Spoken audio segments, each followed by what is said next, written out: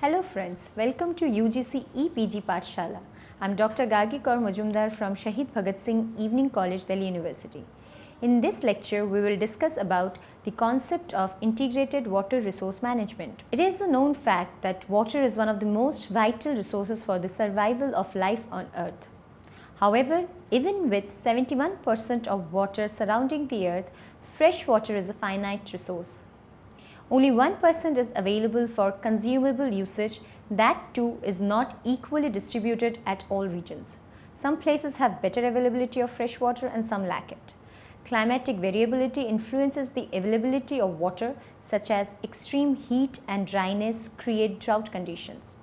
Lack of precipitation causes shortage of water, etc.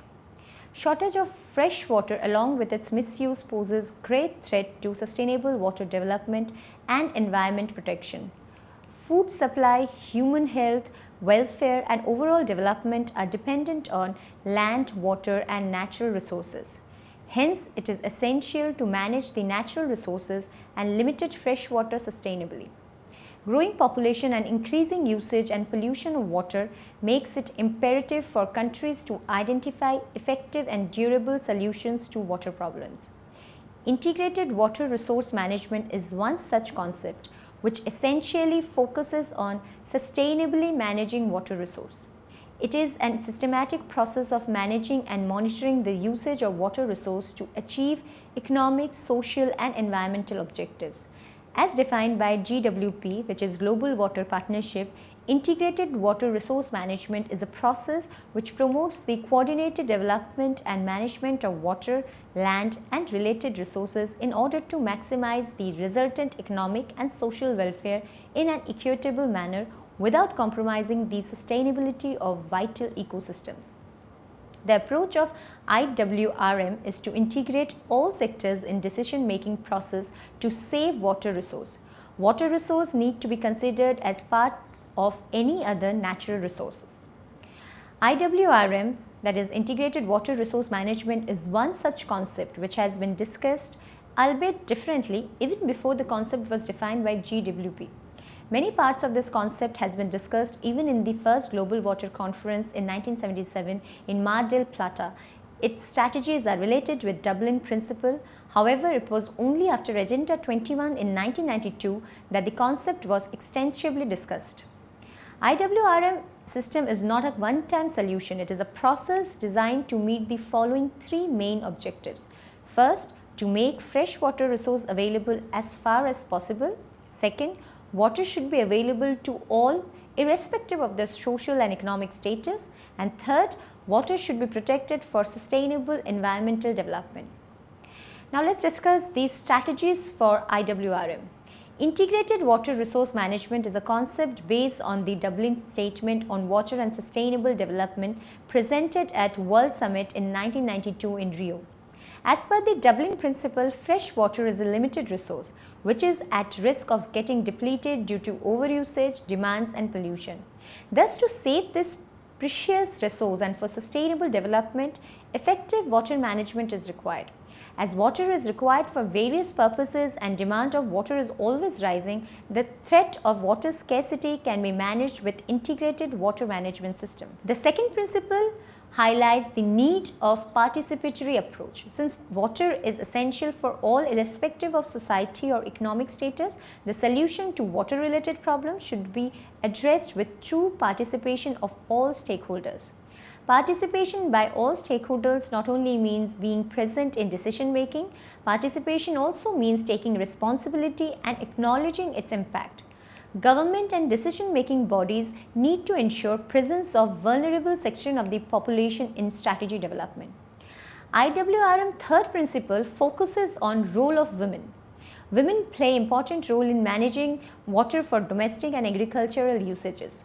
Women safeguards usages of water. However, during decision-making process, women are often ignored.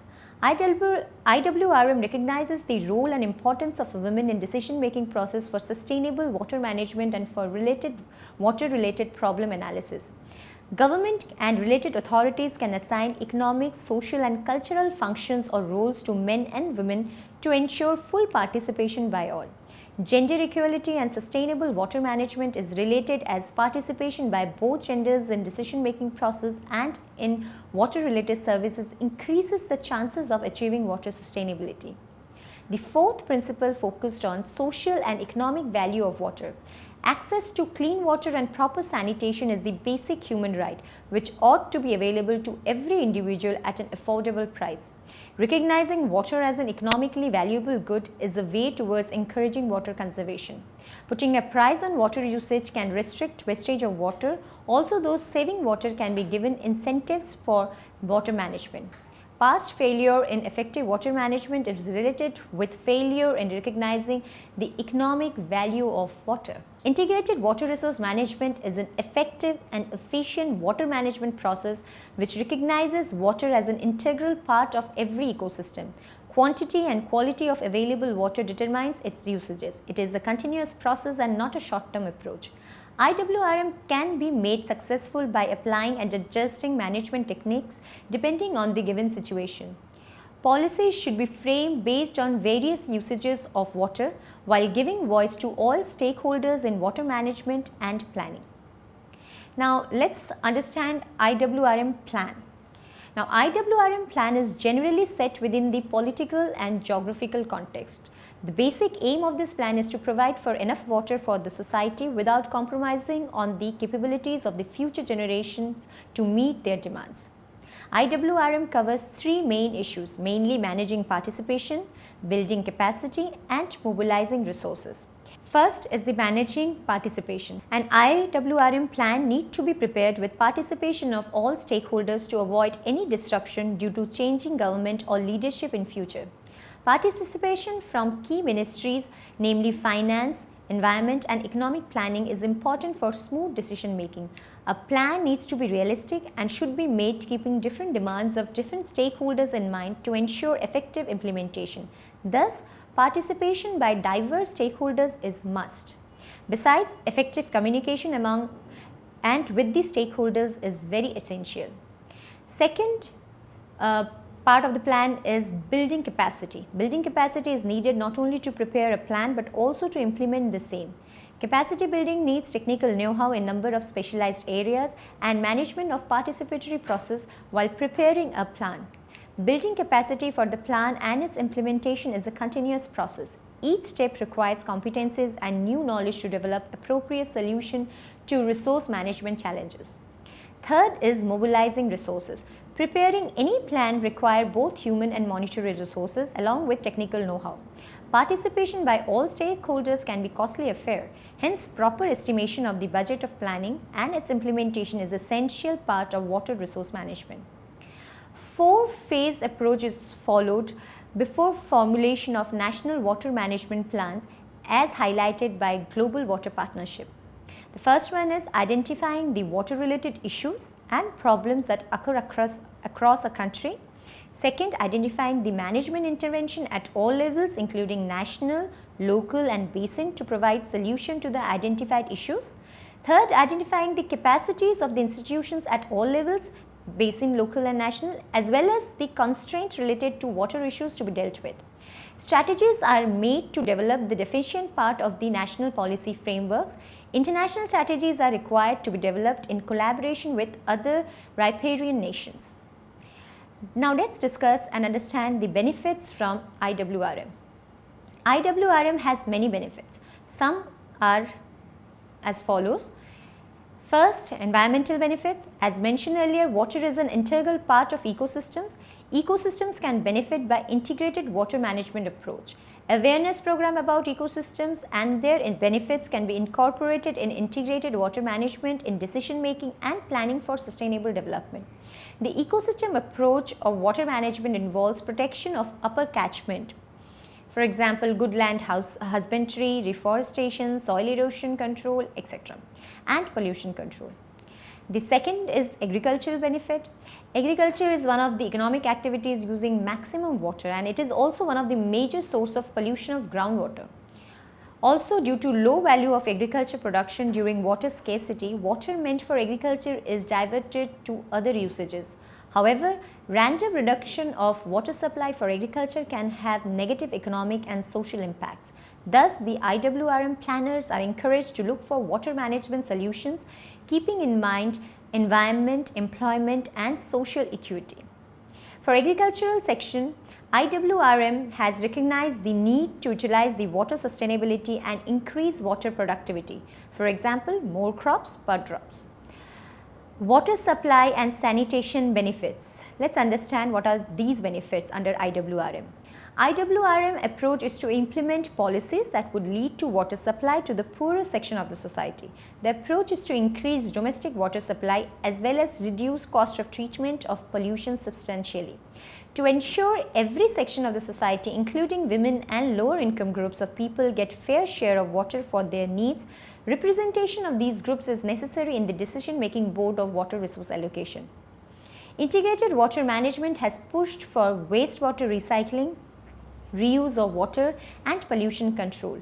With higher fines for causing water pollution and strong enforcement, efficient usage of industrial water and pollution control has improved, especially in many developed countries.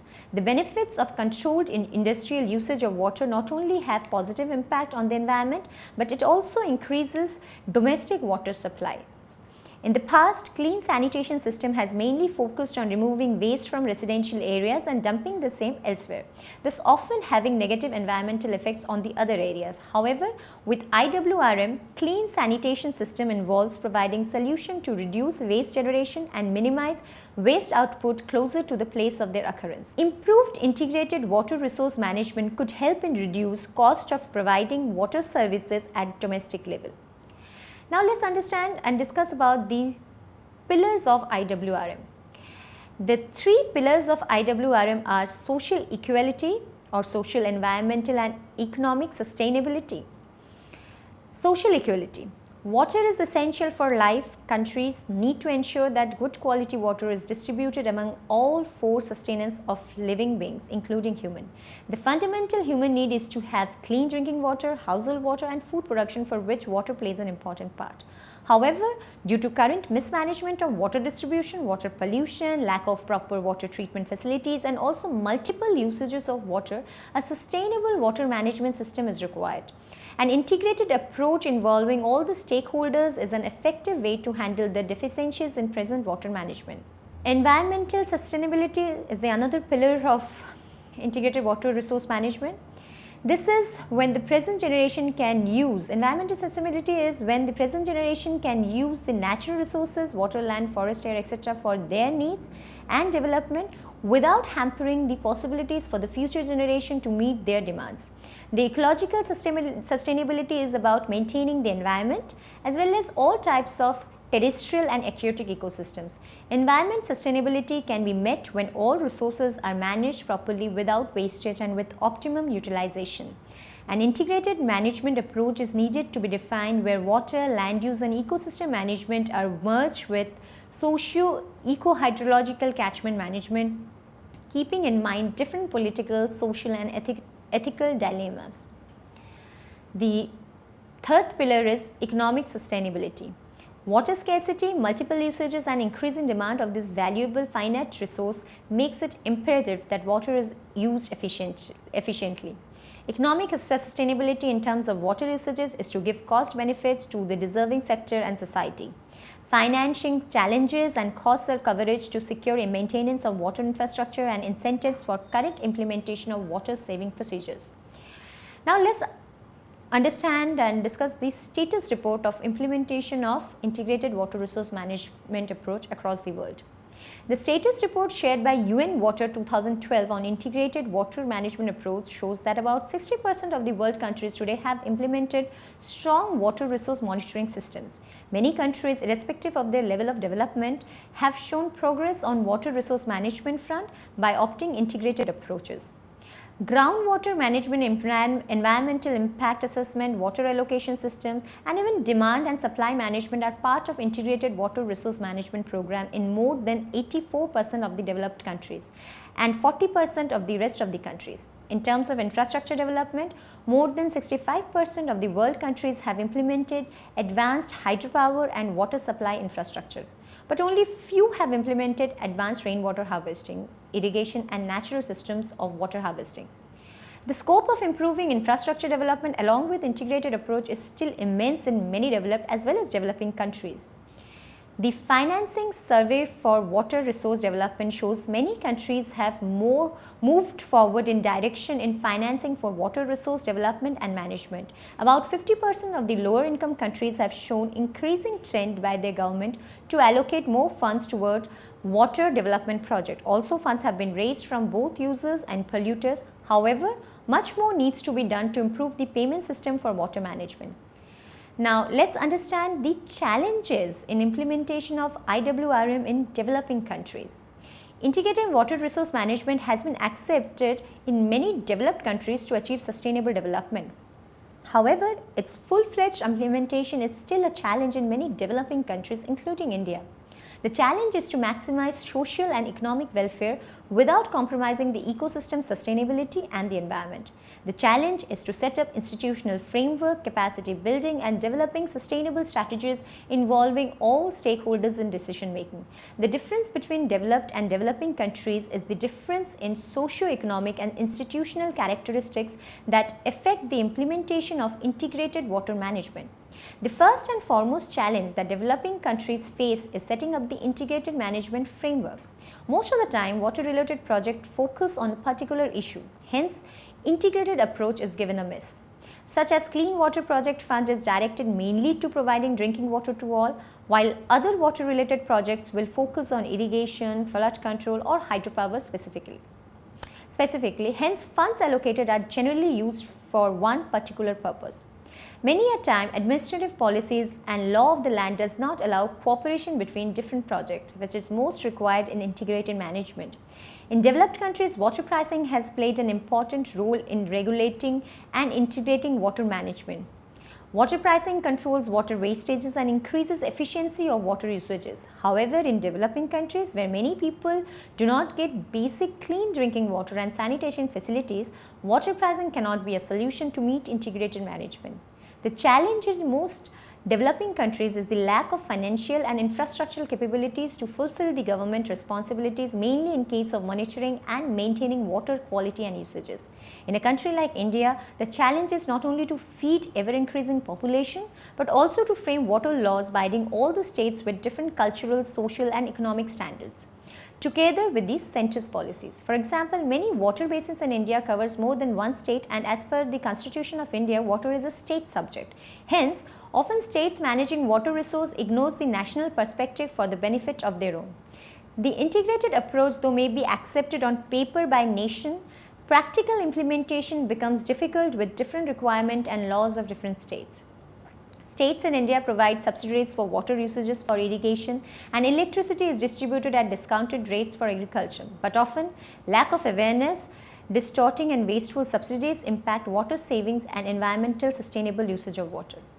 Rural water supply and irrigated agriculture water supply often depends on groundwater, which is developed and managed by independently from surface water management. Thus, integrated water management is required at landscape level. In India, there is a need to frame such a national policy on water, which would be an umbrella statement for all general rules governing the implementation of executive and legislative powers by the local governing authorities, states and centre. There is a need for inclusive legislation for optimum management and development of rivers which crosses more than one state, and development of river valleys to facilitate interstate synchronization, ensuring smooth scientific planning of water and land resources. Now, to conclude, I can say to achieve sustainable water development, water needs to be available to all, at least to meet their basic demands. Water secure world is a necessity.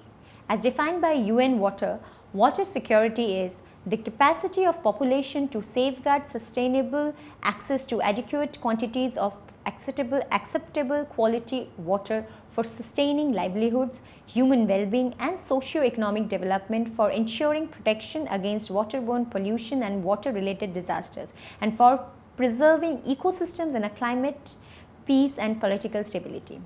IWRM strategies are defined in such a manner to ensure everyone get the benefits of water power with its minimal destruction. The focus of IWRM is to ensure clean and affordable water for every person and household so that everyone can lead a healthy life. The vulnerable section of the society, mainly women and children, should benefit most from proper water management and governance. The aim is to control water-related havoc such as floods, drought, erosion, landslides and waterborne diseases with proper water management.